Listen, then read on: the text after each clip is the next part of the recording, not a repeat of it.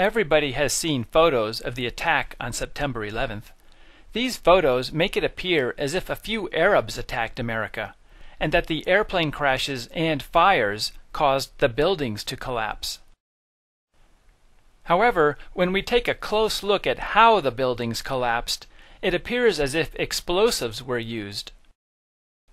For example, dust shot out of some of the windows far below the collapsing area. This dust is caused by extremely high pressure, but it comes out of only a few windows.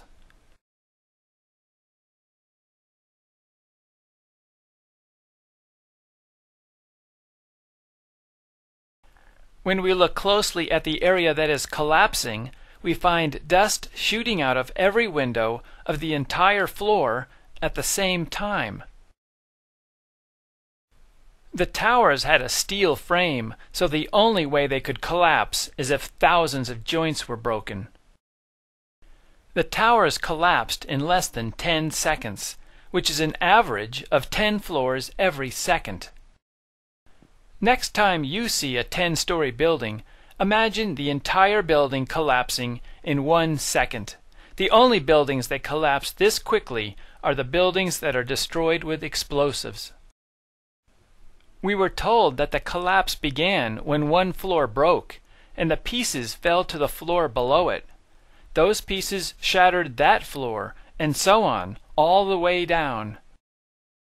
However, when the pieces hit the floor below, they will slow down slightly, because some of their energy will be used to break the floor. Therefore, there should be a delay every time the pieces hit a floor. The towers had 110 floors, so if it took 1 second for each floor to be crushed, that would be 110 seconds. However, the seismic data and video show that the North Tower collapsed in only 8.4 seconds. The collapse started at about the 94th floor. If you were to drop a rock from the 94th floor, it would hit the ground about 8.4 seconds later. This means that the pieces of the building were falling as fast as objects fall through the air. How can objects crash through steel and concrete floors as fast as they fall through the air? There is only one explanation. Explosives were placed in these buildings before the attack. The North Tower started to collapse when explosives at the 94th floor were detonated. The explosives were timed so that the floors were shattered before the pieces contacted it. The pieces of the building fell in only 8.4 seconds because none of the pieces crashed into a floor. We were told that fire caused the towers to collapse, but no large building has ever collapsed from a fire. The 32-story building in Madrid, Spain, is a good example. The fire became so intense that it spread from one floor to the next, causing the building to look like a torch. This fire was much larger than the fire at the World Trade Center. The next morning there were still a few fires in the lower floors. Everything inside the building had been burned. Some sections of the building broke, and a few portions at the top of the building collapsed. However, the building remained standing, and it continued to support a large construction crane at the top. By comparison, the fire in the South Tower was so small that it never spread to the other side of the tower. We know that a few firemen made it up to the fire zone of the South Tower because they used their handheld radios to send reports about the fire. They said there were only a few areas with fire. Obviously, the fire was too small to kill firemen, but we are supposed to believe that it was large enough to cause the buildings to collapse after burning for only 56 minutes. The fire in Madrid, Spain, was much more intense, and it burned all night, but it did not cause the building to collapse. Scientists created this temperature map of the rubble 5 days after the collapse. Obviously, the rubble would be cooler after 5 days. Also, firemen sprayed water on the rubble during those 5 days. However, one location in the rubble of Building 7 was above the melting point of aluminum, and so was one location in the rubble of the South Tower.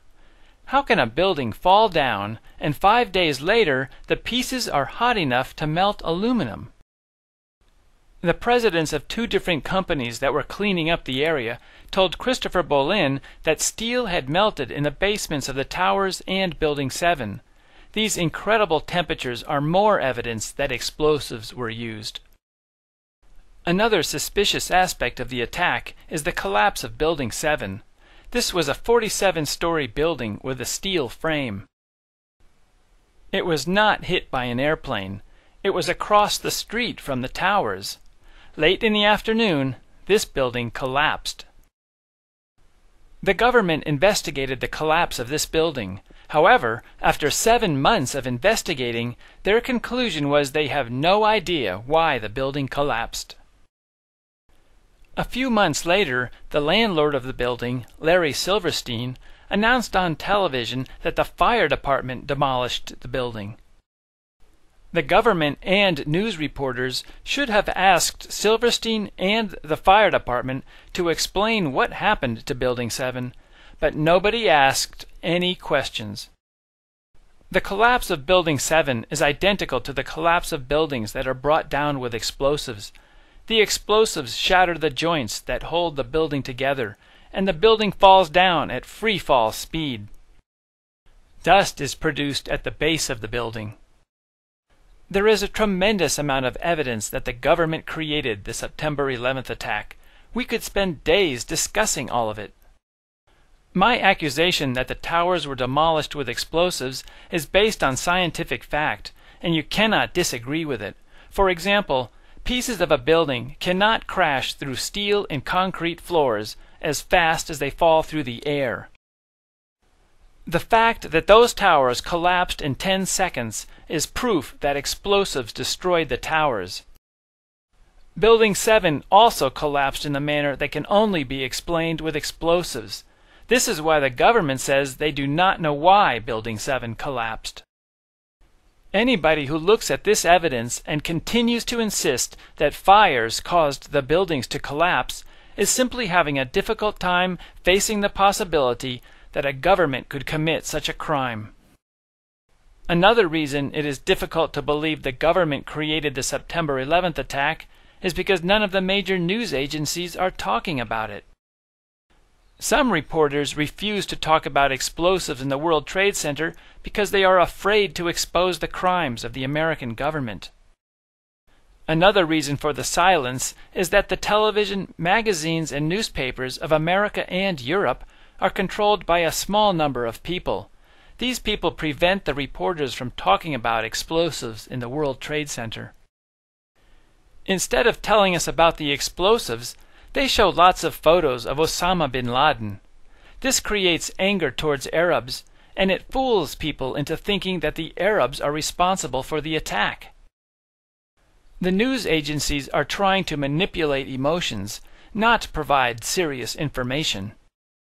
Most reporters ignore us when we talk about explosives in the towers. Occasionally, a magazine or television program tries to make us look like idiots. Already, 3 different television networks have criticized us. These television programs do not provide serious information to counteract our arguments. Instead, they use insults to make people laugh at us. Here is how they introduce Jimmy Walter. And then there's this asshole. Man, that's way too soft. Let me try that again. And then there's this asshole! My book has been available for almost 3 years, but it was ignored by the large magazines and television shows until Jimmy Walter began advertising it. This is a portion of one of his full-page newspaper ads. Here is how Penn and Teller describe my book.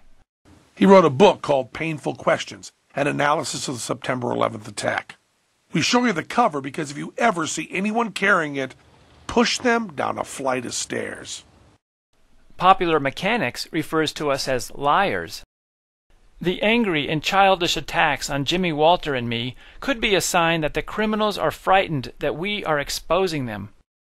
However, when a criminal tries to cover up his crime, he runs the risk of releasing more information about himself. These television shows and magazines can help us understand who is behind the September 11th attack and how they get away with these crimes. The executives of the major television networks, magazines, and newspapers are involved in these crimes. They help cover up the crimes by ignoring important information and by insulting those of us who complain about the crimes. The news agencies that ignore or insult us are identifying themselves as being either incompetent news agencies or as members of the criminal network. In either case, we should not purchase their newspapers, magazines, or television programs. We could use our technology to build beautiful cities for ourselves with advanced train systems, but we need better governments and better news reporters. We must also prevent the criminals from getting control of the 9/11 organizations. I will give you an example. I had been invited to speak at a meeting about September 11th in March of 2004 in San Francisco. However, a week before the meeting, I was told that I was not allowed to speak. They did not explain why I could not speak. I think the criminals are trying to get control of the 9/11 organizations so that they can remove people like me. They fool you into thinking they are on your side. They are trying to put all the blame on President Bush or Dick Cheney. They do not want you to know about the evidence that lots of people from several nations are involved, such as U.S. military officials, television executives, and some Israeli and British government officials.